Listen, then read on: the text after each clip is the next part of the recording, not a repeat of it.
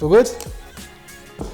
Mark, welcome to the podcast. Lovely to meet you. Great to have you here. So, I meet Mark quite often actually in the corridors, and we have a little chats about business and general things, about you travelling and stuff. And I thought I really want to get him on the podcast. And we've launched a new series called Real Business Stories. And the conversation we have is something I think the audience should listen to as well. So what we're going to do, we're going to talk about where you are currently. Then I want to go back, talk about how it all started, school, find out a bit more about you, and then we'll come back round circle. So where are you at with team-wise at the moment? Well, as of right now, we're in a really exciting position. We're up to 13 members of staff in our office, which is really exciting for just going into our 5th year. Yeah. And we've opened up brand new offices in Biarritz in the south of France and one in South Wales, which is where I'm from. So as of now, we are a 3-office unit, which is really exciting. Nice. And how long has the company been going? We've just turned 4 officially with 3 full sets of accounts. The 4th has just been finalised now, but as of 6th November 2015, that's when we started the business, signed up the company's house, bought the website. Bought the website, the domain. That's the birthday. Yeah, good stuff. So that's great where you are at the moment, and we're going to talk a bit more of that going forward. Tell me a bit about yourself then. So obviously, you know, school and how it all started, you've now been an entrepreneur. Take me right back to, were you always an entrepreneur type kind of person? What did you do at school? Was there anything that you saw then? Well, a few friends of mine sort of tell the story a little bit better where back in the early days, probably 11, 12 or 13, there was the brand Macro had just started, and a few of us would pool our pocket money together and go and buy sweets in bulk and tins of pop, and we'd always undercut the tuck shop. Oh, wow. Yeah. And there was always a way that we were exploring to try and make a few extra pounds every week in the pocket money. So I think it all started there of just trying to do things a little bit differently, give people more bang for their buck back in the day, and it also got us a few extra sweets as well. It just became kind of addictive from there. It's nice from an early age to have that feel of a little bit of extra money in your in your pocket. Because myself and my friend, we came from average working class backgrounds where nothing was really provided as such, and we had wonderful upbringings, great families. But if you wanted something, then you had to go and find it. You had to go and do something different, and a very strong work ethic kicked in from a very early age, where to do those nice things, then in the summer holidays, in the evenings, weekends, go and find something to do. Find what people want in the village that we grew up in, find what they haven't got time to do, and see if you can help them. Yeah. What is it, Wales? That's your original from? Were you? South Wales, a tiny little village called Caerwent, which at the time had 600 people. Wow. It's now joined on to a neighbouring town, so I think the population has almost doubled. It's gone from 1 pub to 2. The post office is selling a few extra things there, but generally speaking, it's just a very small, quaint little Welsh village. So quite knit sort of family background. Yeah, very much. I grew up on a little street about 200 metres from the village pub, which was the leisure centre of our community. Opposite the post office, 3 members of family in the street. My dad still is occasionally. He was a builder and tended to do a lot of jobs for people in and around the village. So that opened up a few odd jobs for me. Some would have some building work finished, and maybe the garden needed cutting or some rubbish needed taken away, and some really good business ethics were started from a very young age. There is always money to be made, even if it's in the smallest quantity. There's always an odd job, or there's always something there that you could turn your hand to just to give you an extra couple of pence in your back pocket, which in those days was generally for football cards or sweets or panini cards. I remember them well. Anything, or arcade games. But if you wanted those things, then you had to go and find the cash to do it. Was it something in father you saw yourself, like, obviously generating work? Was he doing that while you were younger? Is something you picked up entrepreneur skills looking at that? Yeah, I can. Winter was always a really tricky time for our family. Dad being a self-employed builder, generally work would be really good in the summertime.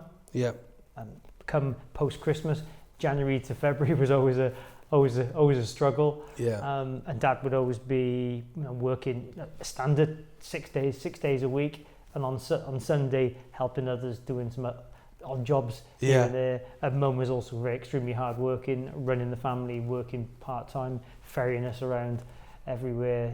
A great family environment to grow up in, with really good, strong work ethics. They're not just working really hard, but also helping others within the community. And that was something that I came to learn that from my dad, that keeping a really good reputation and doing a job thoroughly, people would really appreciate that and recommend you. So even now, he's still in his march towards the 70s, which you probably won't like me saying. He's still getting tapped up. Any chance you could do a wall? Any chance you could? People think those sort of jobs take 5-10 minutes or so, and he always tries and helps where he can. Yeah, it's interesting because I work with entrepreneurs in the academy, and we mentioned about trends. And back in the day, obviously my father, similar to the background to yours, just doing jobs, but they didn't know what trends were. So now with our businesses, we pick up trends with data, so we know it's going to be busy. And like in the recruitment industry, where I first got into business, was so busy at the back end of the year. Come January, February, it's like, what's happening now? It's never going to happen. But I suppose them days it's tough for non-entrepreneurs because you don't pick up trends. Exactly. So I always say to entrepreneurs now, data, KPIs, data, that will drive you for the next year and stop these panic moments of, the world's caving in. So from there, so did you go to college, university? What did you study? I made a really big mistake when I was 16 years old. I followed a trend and did what I thought I should be doing, and I stayed on in school to do A-levels, geography, sociology and economics. Yeah. The problem that I had was that I was at that point so thirsty for earning that I was working 25 to 30 hours a week, age 16, in a local Tesco warehouse, working for what's now the Marriott Corporation, running breakfast rotas in a 4-star hotel, playing football in the afternoon, going out in the evening, working a night shift. There didn't seem to be any boundaries there, and I suppose we had a reasonably liberal upbringing that allowed that. And I think my parents could see that it was hard work. Probably shouldn't be doing it at that age. And then what tended to happen was at the end of the week you realised that things are good. I was saving to go on 2 really, really big rugby tours with my school, and latterly for my college. So all this work was all the cash was being put into savings pots to go and travel with my teammates playing rugby. It was in the March of just after my 17th birthday where I can remember it now, being called into the office with the teacher saying, this school really isn't for you, is it? No, perhaps there are some better options. And she was absolutely dead on with it. I then left school a month later and enrolled in the following September on a brilliant course at a college that was 25 miles away, specialising in sports science in a town called Pontypool in the Welsh Valleys. I ended up joining the rugby team there, went on another rugby tour. So you can kind of get the theme here is that I made a bad decision by following the herd and staying on at school, but I didn't enjoy the subjects. I'd outgrown the area and found that when I went to this college in a more dynamic environment and very challenging, 25 miles each way, every day, 5 days of the week, but I had to travel to get to the best location. I met some very influential people there who are still great friends. Thinking what was going on the wrong way, but I thought it was the story. It was a story. So do you think so? How old were you then? I left college I was 19, so I'd finished my BTEC and carried on doing A-levels a year later than most people, having had the year out of school, and opted to not bother with university. I figured that it was good. I was earning reasonably well. I was working 40 hours a week at this point, even though I was at college for the Marriott chain. We had a very nice team there. It was all weekends work, big conferences, and I was really upskilling at that point, learning how to work with people from say 6 p.m. in the evening over dinner right to 3 or 4 o'clock in the morning when they were a little bit more challenging. So I got a huge amount of life skills, and I still point to my time with Marriott as an 18 to 20-year-old as some of the my big learnings in life, working with some huge companies, exhibiting and running events, and it gave a real good grounding. Did you have any mentors then? Was anyone that stood out and took you under their wing? And there were actually, yes. I was interviewed by a chap called Giulio Fossacecco. I can remember him now, and I was really struck by his sort of charisma when he interviewed, and he wanted to really examine who I was as a person without telling me what the job needed. Yeah. And he ended up offering me a different role to what was advertised. He could see that I wanted to work with people. I wanted to explore this 5-star hotel and all the trappings of it. And he set me on that.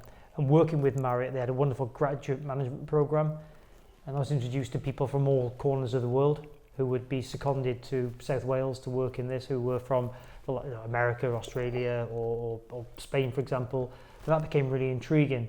One of the bar managers was an Australian guy who'd worked in Turkey, and right. listening to his tales of traveling the globe had then firmly instilled a wanderlust in me. As I knew that at some point I would have to be part of the travel game. Wow. So how long did you stay married for then?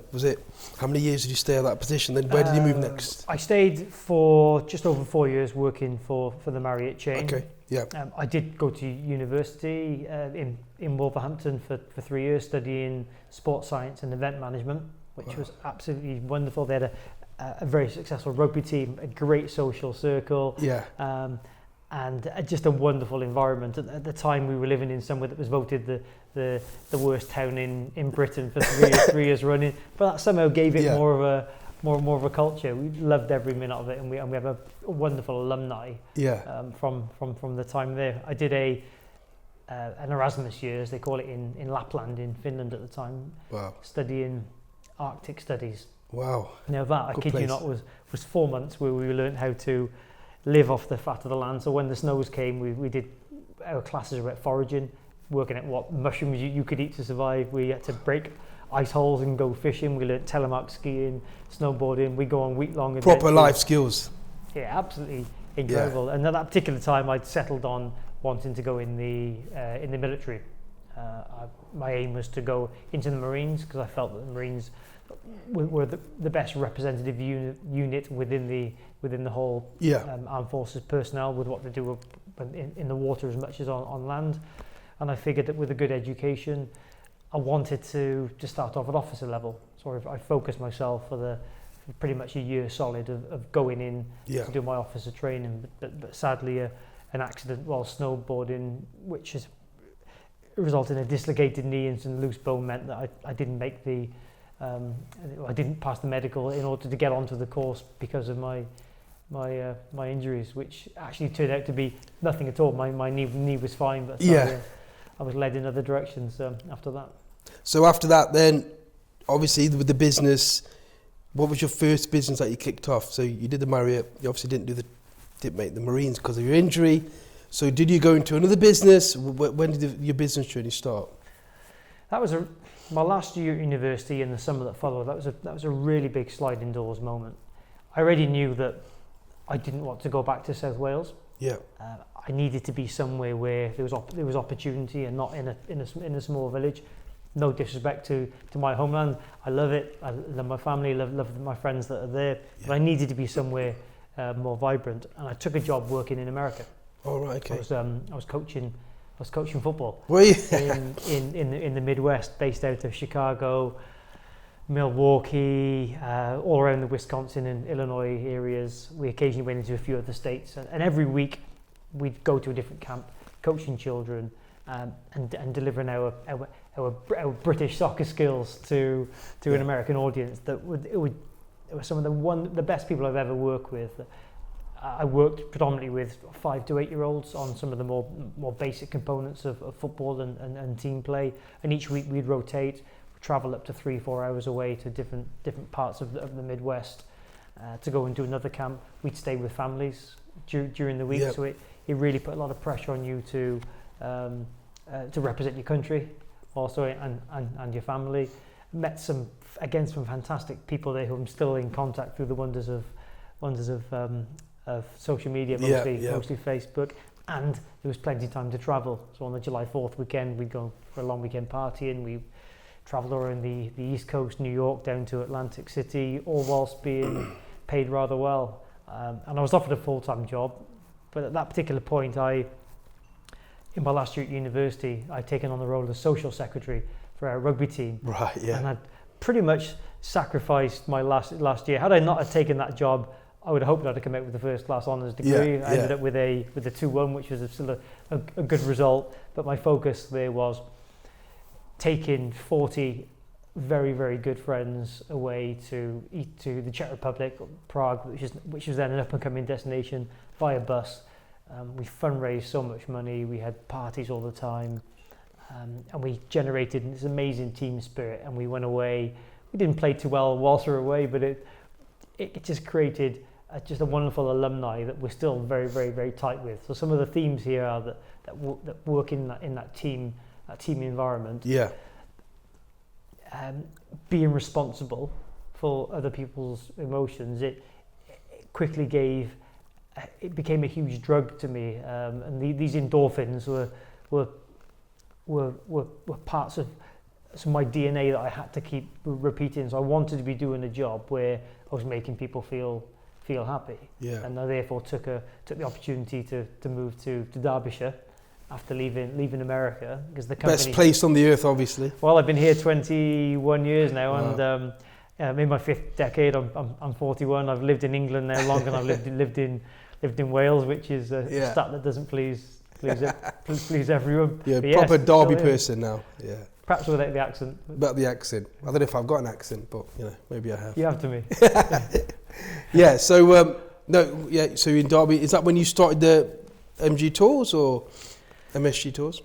Well, when I moved to Derby, I joined a company called Teamlink Sports Tours, who were in their 2nd year of trading, who took us as a university team to the Czech Republic. I got on very well with the MD, and he was the director with his father at the time, George and Danny. A great family, wonderful ethics, and we had great fun. And they wanted somebody dynamic who could bring them something different, and they offered me this very varied role of, I suppose, business development, sales. There were only 3 of us, so we kind of did everything. I wasn't a tea drinker at the time, so I wasn't involved in the hot drink rota. But we just mucked in, and they gave me a lot of trust, a lot of backing. I'll be forever indebted for those guys to say, we'll back you, just go and do it. And within a couple of years, we'd worked on an idea that I had at university, which didn't happen at the time, of taking university students overseas, somewhere sunny, competing in a sports environment and having fun. And within 2 years, we'd gone from 0 customers and just an idea being sketched around to the world's biggest university sports festival held in a resort. Within a year? Within a year. Our first year we sold 1,231 places, and the second year was just under 2,500. Because we created something that nobody else had, and nobody else wanted to do.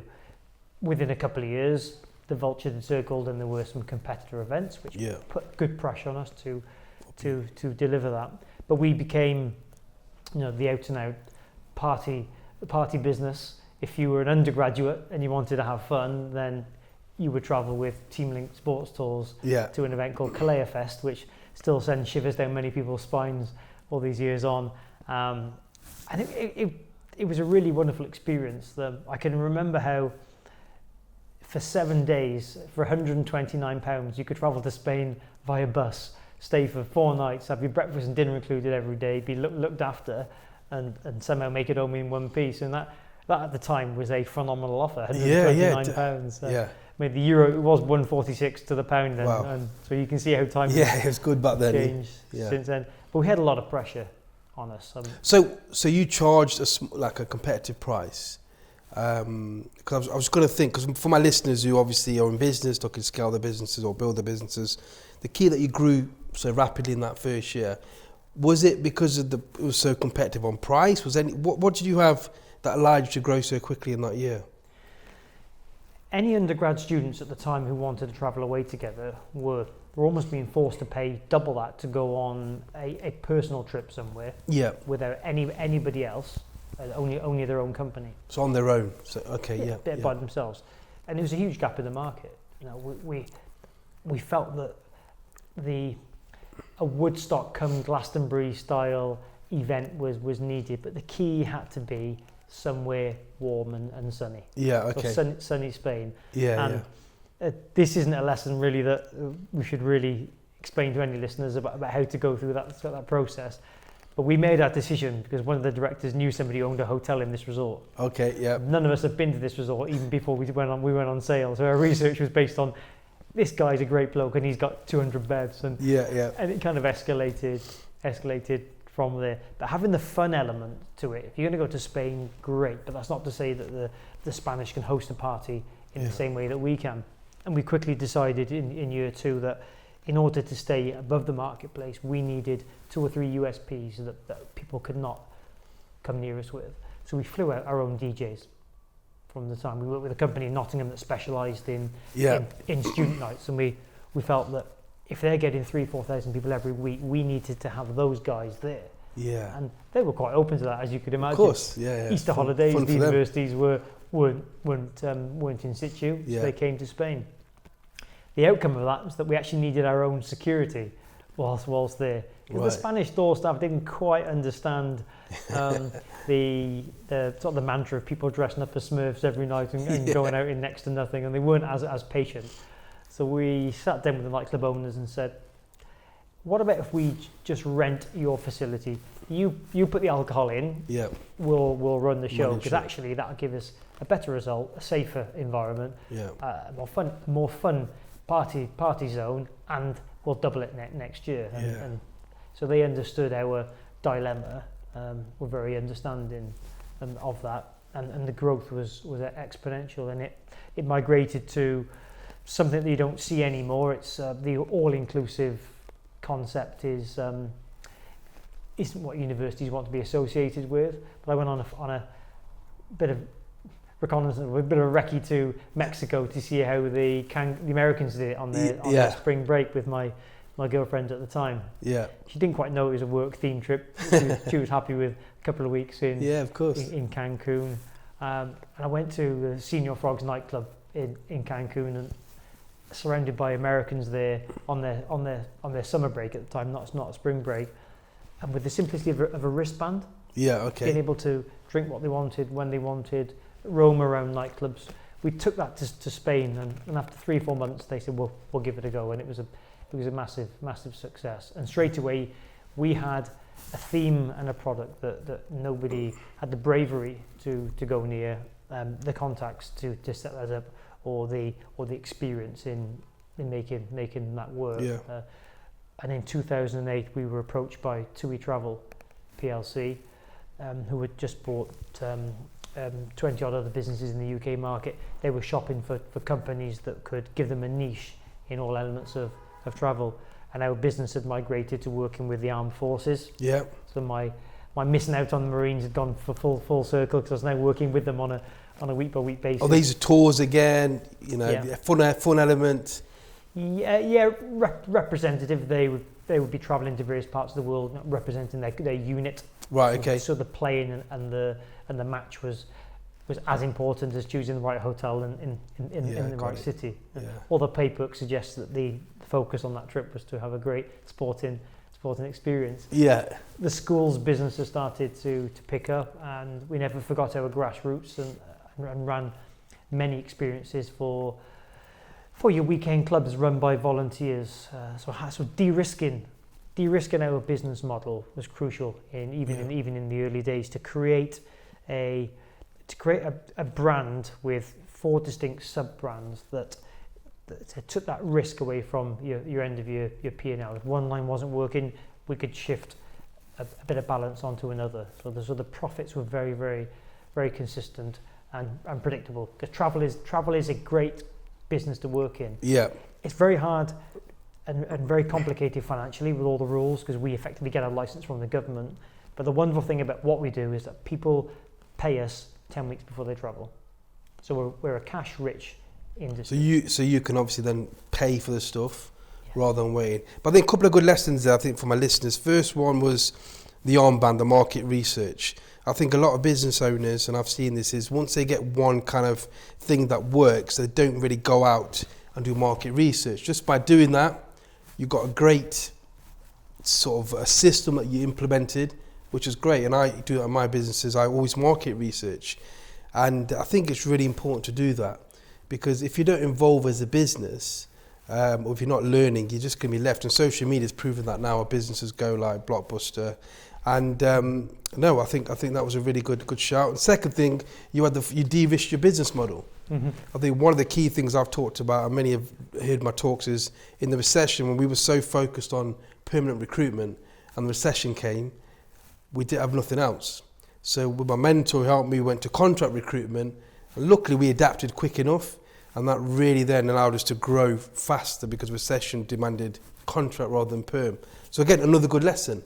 I think it's important to de-risk your business. Oh, yeah, 100%.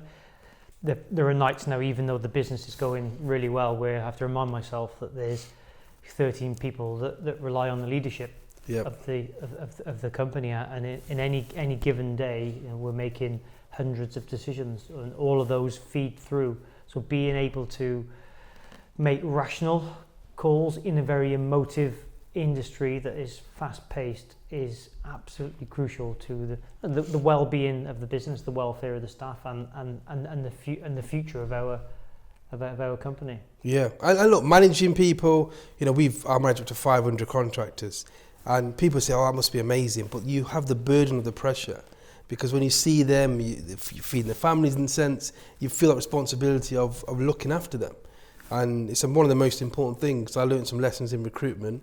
But looking after your staff as a business owner is probably number one priority.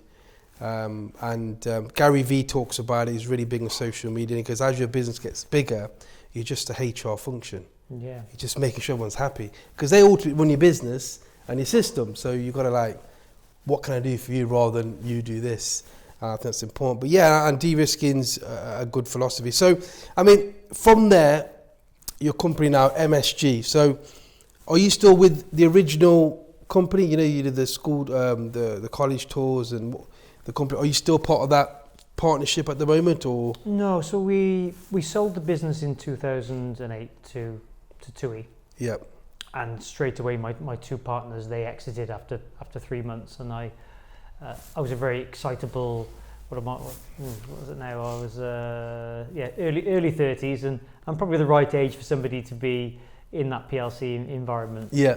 At the time, no children, so limited ties. It meant that I could work every hour that the PLC threw at me, and I absolutely. So you stayed with them. You stayed within. I stayed. I had a 2-year earn out. Okay. Until 2010, so I knew that I had to be there for 24 months for all the financials to kick in, which at the same time coincided with that word that you mentioned there, the recession. So we sold the business, which is great, just before the recession started. Yeah. And then I was in this awkward environment where a lot of my financial return over and above the selling of shares was based on the company performance over 2 years. Right. And then the recession came. And it dipped. Very quickly, within the first six months, I knew then that my chances of reaching my financial optimum were pretty much obliterated by forces way outside my control. But I loved the environment, and I was working with the travel industry's best crop of managers and directors and accountants, and a lot of accountants, which I learned a huge amount from. So I had to refocus myself on not being too upset about not hitting my OTE earnings or the bonuses, but how could I then invest myself into a long-term career in a PLC that paid very well. So I started to play the long game, and ended up working across two businesses. So I retained managing director status of the business that I sold, albeit under new ownership. Yep. And I also then took up another business in London called Masterclass Sports Tours, and I divided my week of 3 days in Derbyshire, 2 days in the beautiful town of Kingston upon Thames in southwest London. So it put an extra challenge on life to become a lot more routinely organised. Trains to meet, another team to run. I couldn't let my team go in Derbyshire. At the time, I was also doing a lot of triathlon, and I was doing Ironman competitions.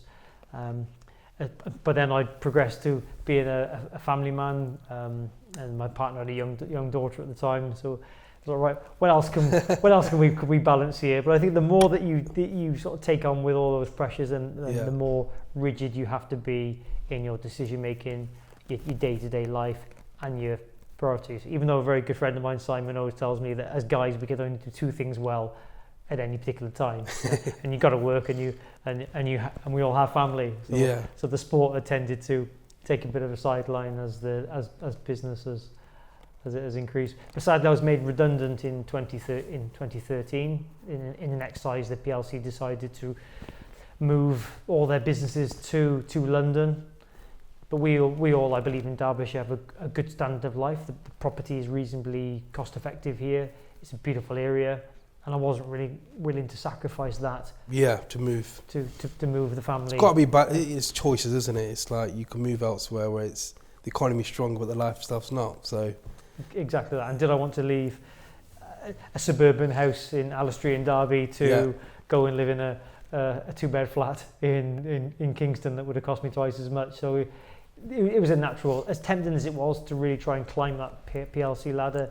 I took redundancy. We had a child that was a little boy who's now 5, who was due the following year.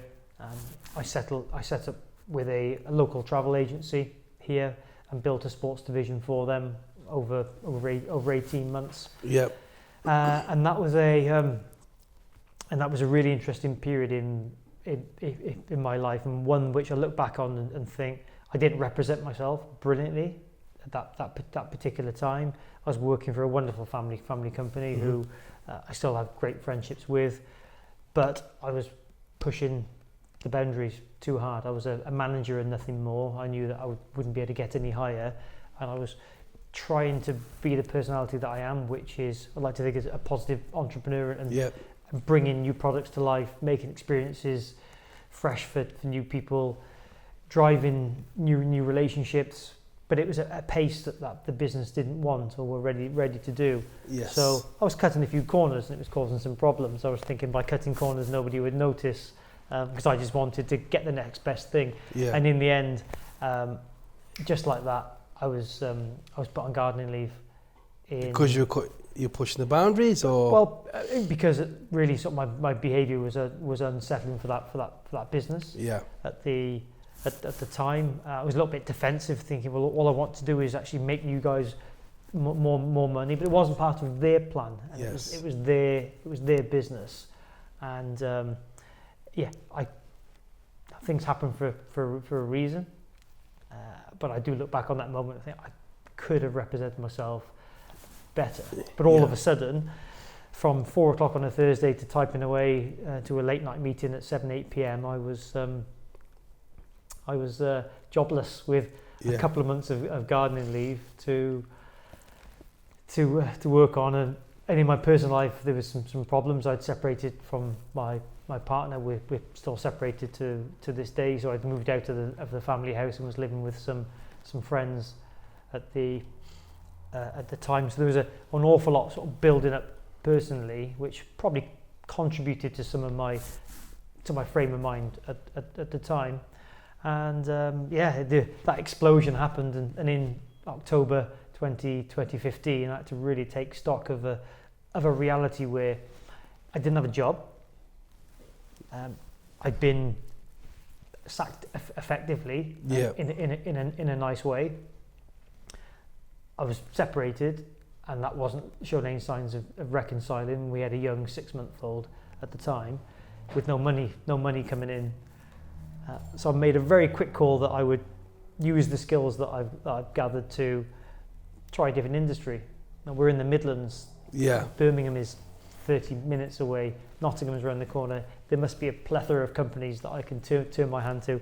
So I got back into business mode, sent off all my applications, Coors Brewery, different marketing agencies, and within a week, I couldn't even hazard a guess as to how many applications.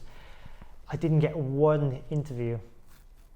And when I did do the follow-up calls, it was that I didn't have the experience. I'm thinking, goodness me, I'm at a reasonable age here. I'm sort of mid to late 30s at the time. A good CV as well, you know. Yeah, good CV, lots of people management.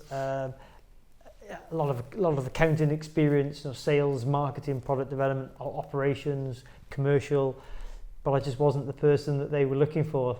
These industries were looking, and you take stock and think, crikey, we're in the Midlands of the UK here, which is fueled by engineering, really. If you're not brewing or engineering, anything to do with trains, making engines, maybe this isn't the right space.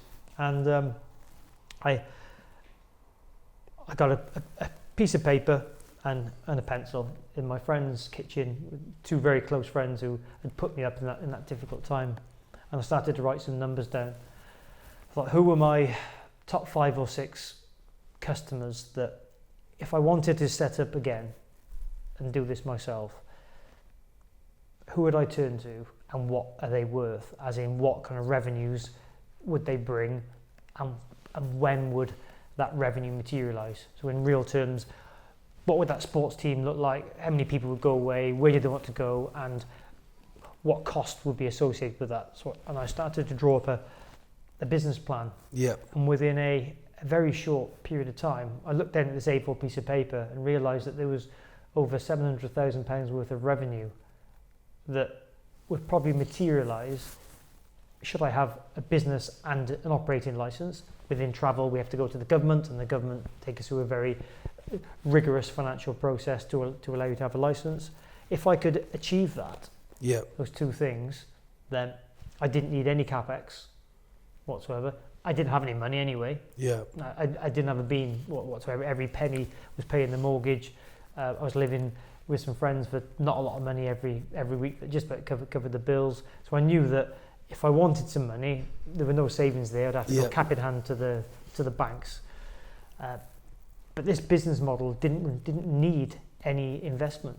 I wouldn't have to give away any equity just to get some Was cash. it cost the license, or is that, do you have to pay for the license for the government, or? There were license fees had I been successful. Oh, okay, reasonably modest. In the grand scheme of things. But first of all, I had to be a trading company and have clients and a robust business plan. Okay. Yeah. And at that particular time, I wanted to keep my brain warm at the time.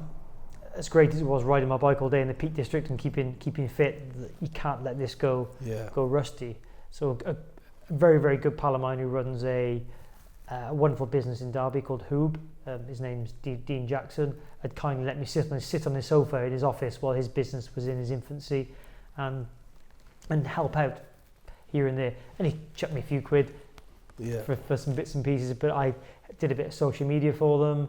I'd look at their products. The fact that they sold triathlon gear and I was doing triathlon meant it was quite a nice place to work every day. The coffee was always really, really, really good there.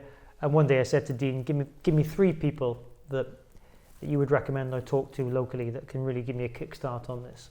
And he gave me 3 names. One was David Nelson, who's an accountant, similar age, very robust in what he does, and a great local network.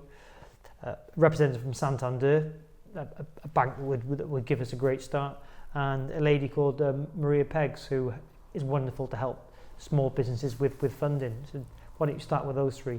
Well, Santander gave me the time, but couldn't help me because I didn't have £1 million on my forecast straight away. Wasn't far off, but they could see there was some mileage there. Come back next year and we'll have a chat. I'm still working with David now, and he's very important to give me the guidance that I need on a quarterly basis to set me square and give me some advice and tell me to be brave, because that's what you need to hear from people who are far smarter than you, who know their numbers a lot better. If there's a problem, he tells me. If there's not, he tells me to be brave and go for it.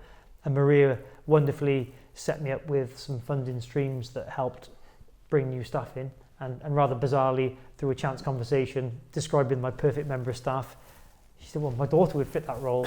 and her daughter, who was a netballer, came up from London, relocated back to Derbyshire and worked for a couple of years. So there's some taking local advice, never being afraid to say to others who have had a tough journey but have made it, ask them for the 2 or 3 things. So if you've gone through a really tough time in business, in life, you remember the people that really give you that sage advice that can separate the wheat from the chaff and tell you what what they believe is right for you. And that was wonderful advice. And that's a great point, because I think one of my podcasts, Always Ask the Questions, one of the most downloaded ones, and it's quite simple.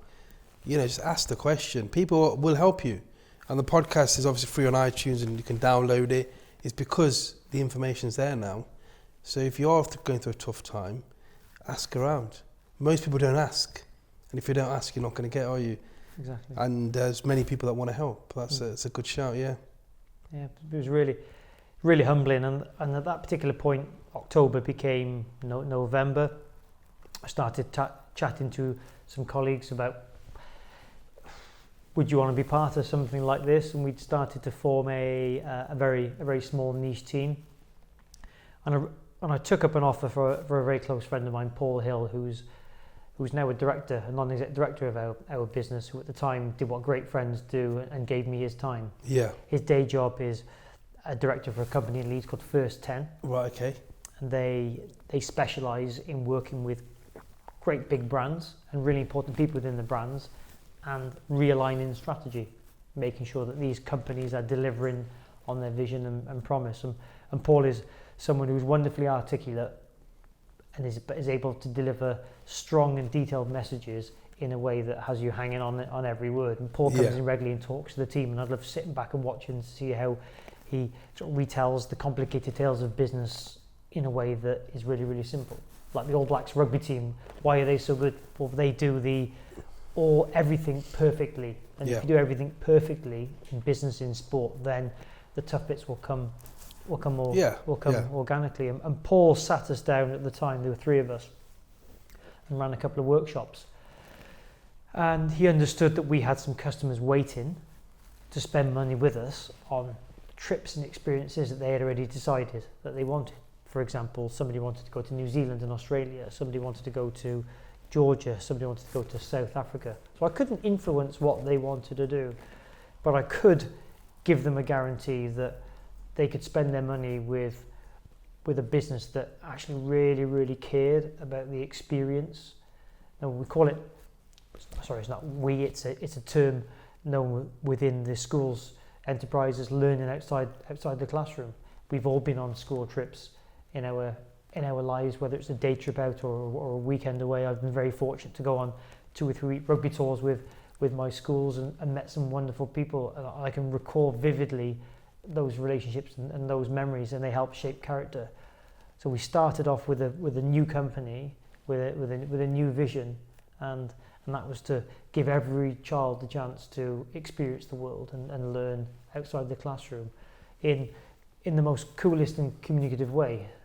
And we wanted to really disrupt the marketplace by having a style and charisma that was very relaxed and challenged the way that we'd previously communicated.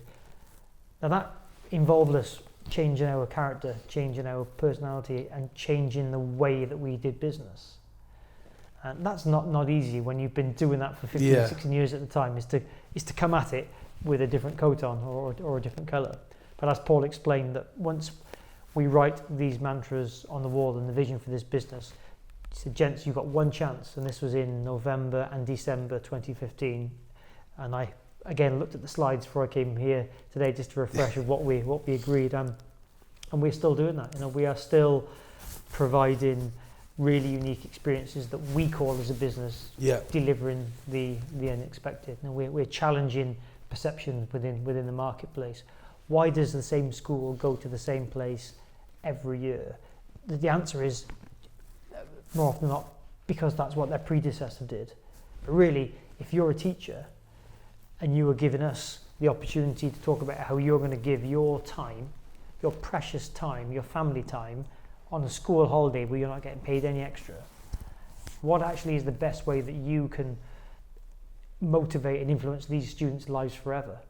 Let's talk about what you think is the best place in the world to go, and we will work with you on making that happen.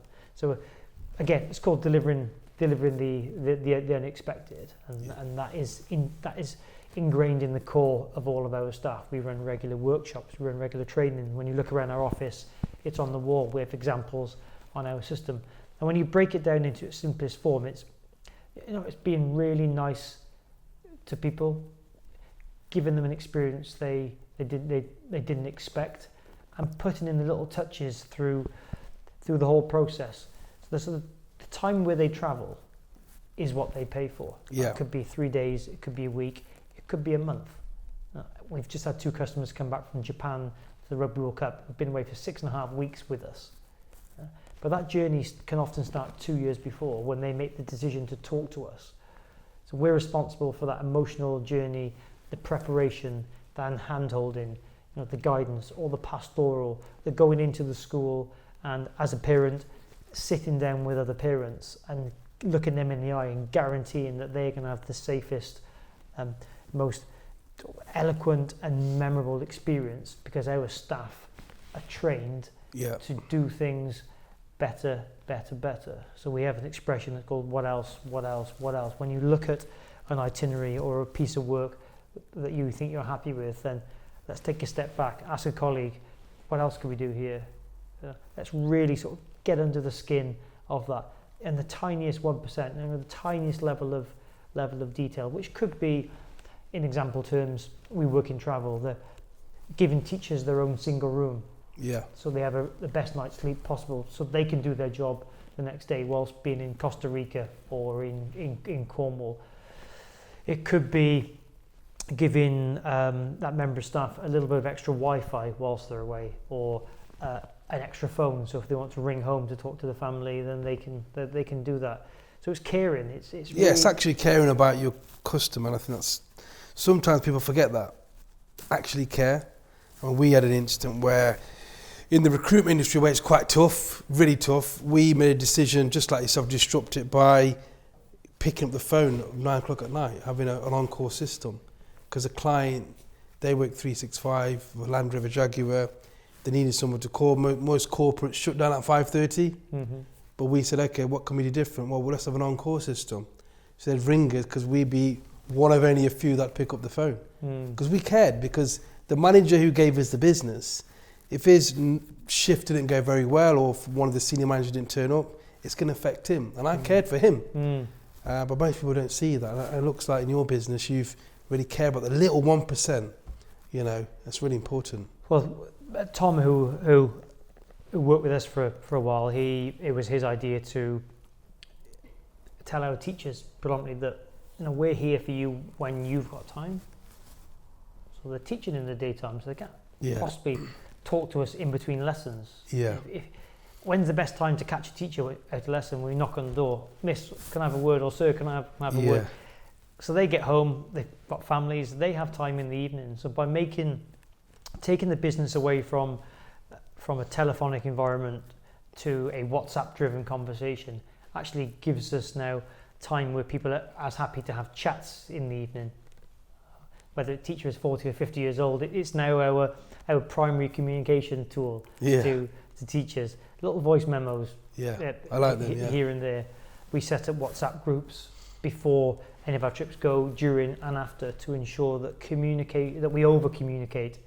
There's never an excuse in 2019 for failing to communicate in any way. All of our platforms are available, but it still keeps coming down to the simplicity of WhatsApp and the wonderful ability to use the groups tool on your cell phone to get the right messages across, but also to recording video. So with our safety aspects, if we're away on a recce looking at a particular country or a particular city or a particular hotel, the slightest thing of filming that experience in a hotel, showing where the fire exits are, where all the fire hydrants are, what breakfast looks like. Or when you walk into this hotel, this is my thumb, that's the camera by the way, film as you go along, filming what that experience is like, and then sending it through. In Japan last year, I did a time-lapse video for a customer who wanted to travel to Miyajima Island near Hiroshima. So we started at the front door in a time-lapse. You got these steps onto the right platform, and it was sped through to about 1 minute and 30 seconds. But it enabled them to watch that and complete their risk assessment on their laptop in real time by seeing what we'd created just for them. So all this is going above and beyond, and creating the right experience for for the decision maker. So more often than not, we'll work with one person who researches the market for what they want, and presents that through to head teachers or governors to make the decision. But by doing that, he or she signals that they've done their approvals, and this is who I think is right for our school.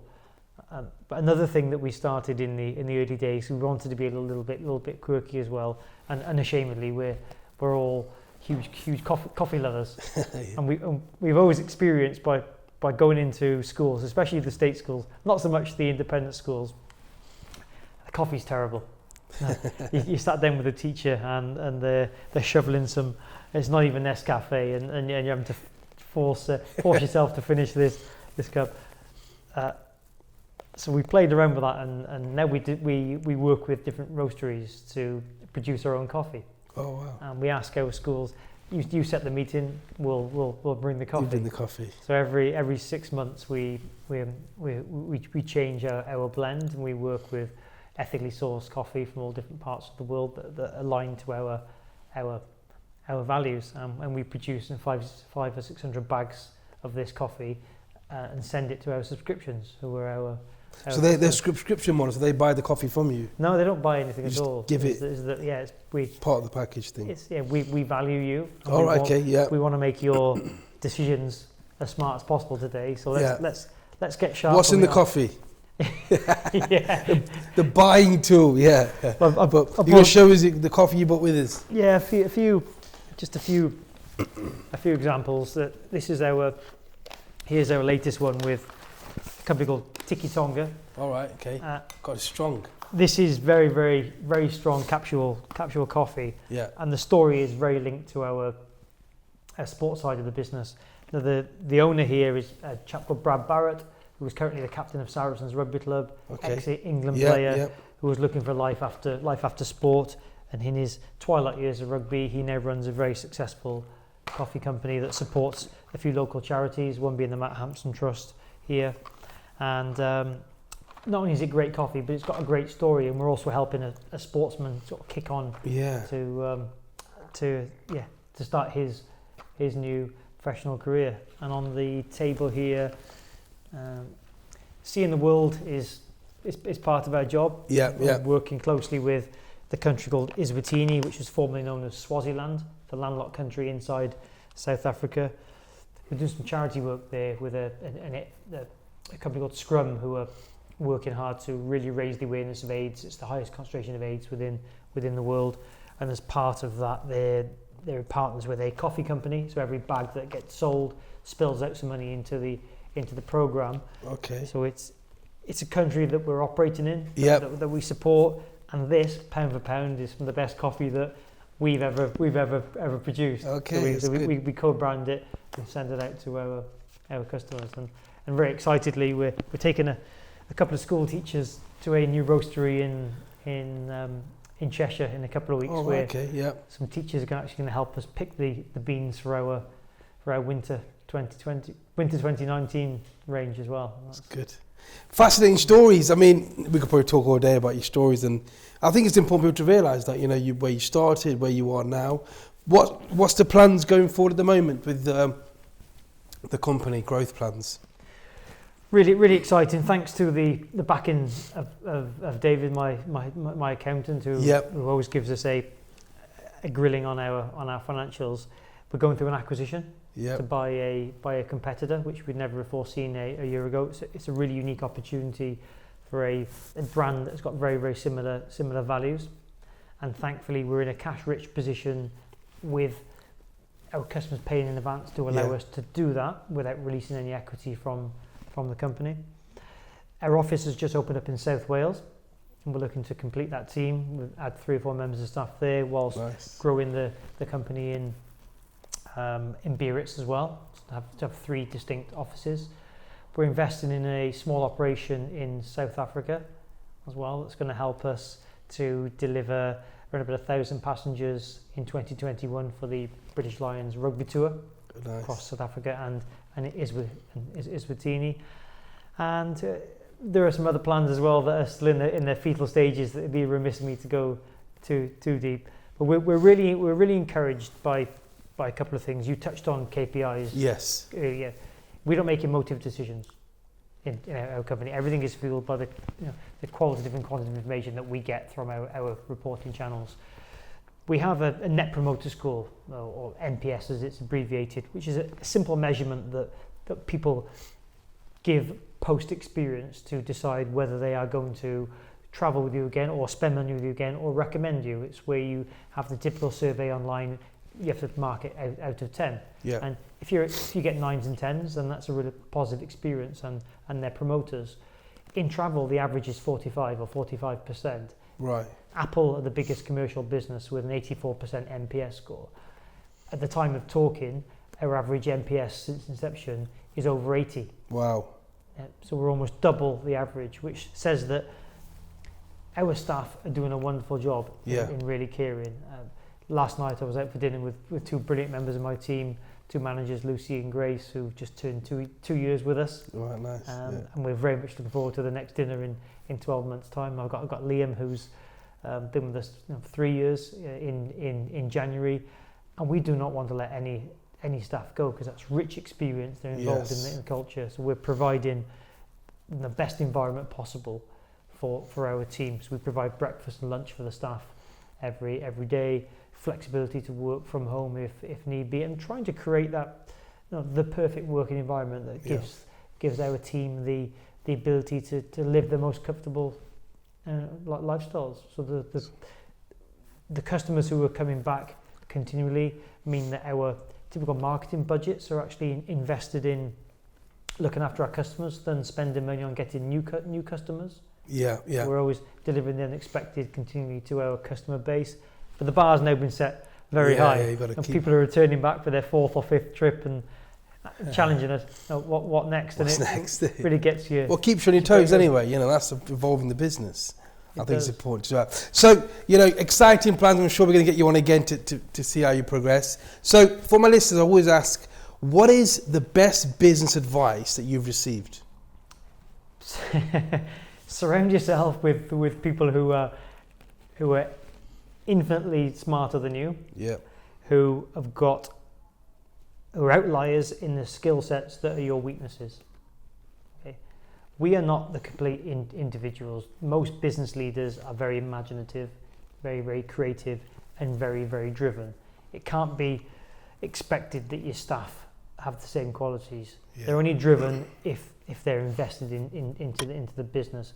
Surround yourself with managers and go-to who can really strengthen up your weaknesses and can give you a robust operating platform. And always go by numbers. Feel is important at the right time, but any business decision should be based on what you can see in front of you. Yeah. It's been provided by the people that you employ to keep you focused. Yeah, the numbers don't lie. They never do. You can feel whatever you want, but numbers eventually will take over. And what's the best advice you've given? Best advice that I've ever given someone anyway. Well, you've not given me any notice of of that one. Okay, best advice I've given, just off the cuff. I've worked with a really, really, really proactive teacher from Southwest London on a number of school projects, and he decided a year ago that he wanted to make a big family sacrifice, give up the teaching and focus on the sport that he loves and work on that sport within his community and build a business. I've seen this person in confident teacher mode and I've seen him in nervous business mode because he's not a businessman. Yeah. Right. He doesn't know business as much as his sport, but he knows his product and he's got a wonderful reputation. So the best advice I gave this guy over a series of time is never apologise for being obsessed in what you do. Don't worry if it's 11 p.m. at night time and you're still doing that business plan. If others are sleeping, that's the path that they've chosen. The early years are always the toughest, but absolutely believe in yourself. And a book that I Business for Punks. It's the BrewDog story. So I'm a craft beer fan. Like many of our The age. non-alcoholic is really nice. I've been the brew dog. Is it, the non-alcoholic. what colour is that? Is that the green? Oh, I think is it blue or green? The non-alcoholic It's one. definitely not the blue one. Maybe green. I don't know. I just like the non-alcoholic because we went for dinner and I was driving and the guy said try it and it was really good. I was really impressed by it. Have you read the book? I've not read the book. No. I'll check it out. In a nutshell, they believed that they had the game-changing beer for the future. Yeah. The fruitiness, the different craft. And one was a lawyer, one's a master craftsman. It took a break by a well-renowned beer taster to say, "You've got something here. Back yourself." Right? So they had that authority to say, "Go and do it." And this is their story of being relentless and saying our beer needs to be at the forefront of the marketplace because it is the best, it tastes the best, and nothing's going to get in our way. So they've got this amazing plan, which they've taken over to the States. They've 100% crowdfunded their America operation. They got balls, and they backed themselves. They've got the belief, haven't they? They have. They got the belief, the confidence, and these guys know their stuff. So in the same way I guided my colleagues, that you are one of the best coaches out there. You've got a business brain. You're a great family man. You've got wonderful values. Right? Nobody is going to stop that. So I gave him a copy of the book, and I think he did it in a better day or so. That's good. Yeah, which reminds me, I need to check in on him. So you check if he's all right still. And it feels it feels really good to help other people. If somebody can learn a couple of things from the mistakes as much as the successes, then that's a great feeling. And 100%. And sometimes the podcast, it takes a lot of time creating it, and obviously we put it out to a free platform. But it's just the messages that I get saying we've changed something, changed direction, this change, or we listen to this interview and it sparks something. Because there'll be people in business who are going through times when me and you were stuck in the recession or that point where you've made redundant, and something that can help them is so valuable. And I remember that going forward, and I think it's important that we hear real business stories, and that's why I want to do this series, because there's so many business people like yourself that are out there, have got an amazing story, and the more we hear about them, the more people can get inspired to continue, because it is tough. Business is hard, it's not easy, but if you keep persisting, you will get there.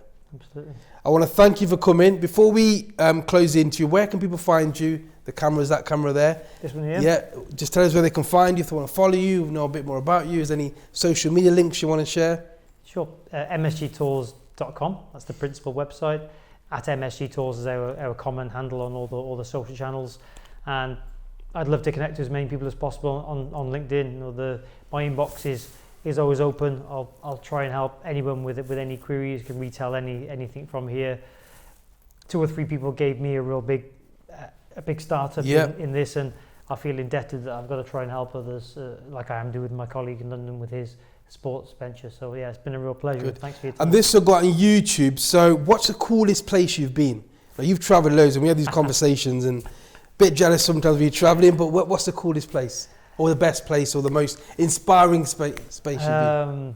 I hate this question because I feel like I'm letting down many people around the world who've been so good to us over the years.